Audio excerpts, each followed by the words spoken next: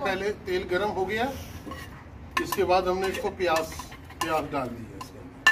आप थोड़ी प्याज फ्राई करेंगे, थोड़े से प्याज को फ्राई करेंगे।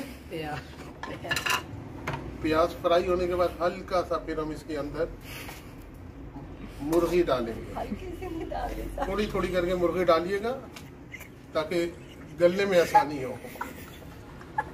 देखो, क्लासिक किचन के अंदर आपका स्वागत है। आज हम आपको चिकन की रेसिपी तैयार करके बताएंगे। कोयला कढ़ाई, चिकन की कोयला कढ़ाई तैयार होगी।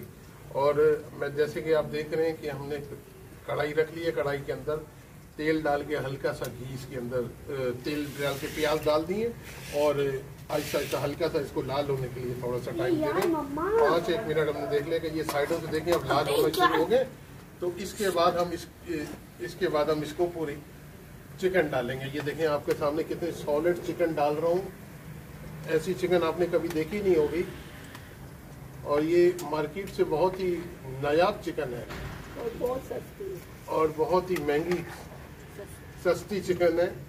और ये आप सर्दियों के अंदर इसको यूज़ कर सकते हैं और ये आपके लिए बहुत ज़बरदस्त किस्म का टेस्ट होगा। जब ये पूरी बन जाएगी तो मैं फिर आपको बताऊंगी। आप मेरी वीडियो को लाइक ज़रूर करिएगा और सब्सक्राइब भी करिएगा और बेल आइकन पे बटन पे और बेल आइकन के बटन को ऑन कर दिएगा, रेड बटन को क्लिक कर दिएगा ताकि मेरी हर आने वाली वीडियो आप तक पहुंचती रहे। बाबू बोले कमेंट भी करिए और खास तौर पे कमेंट जरूर करिएगा। इसके बाद देखें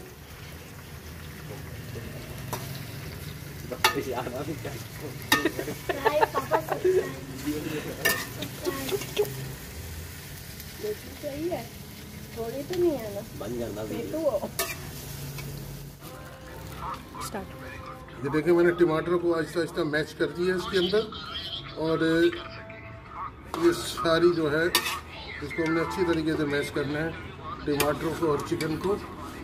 और ये मैं एक चीज़ आपको बताना भूल गया था कि हमने इसके अंदर अदरक और लहसुन का पेस्ट डालना भूल गए थे, वो हम अब इसके अंदर वो कंप्लीट डाल दिया है।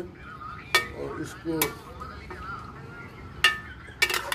थोड़ा सा मिक्स करेंगे इसको अच्छी तरीके से।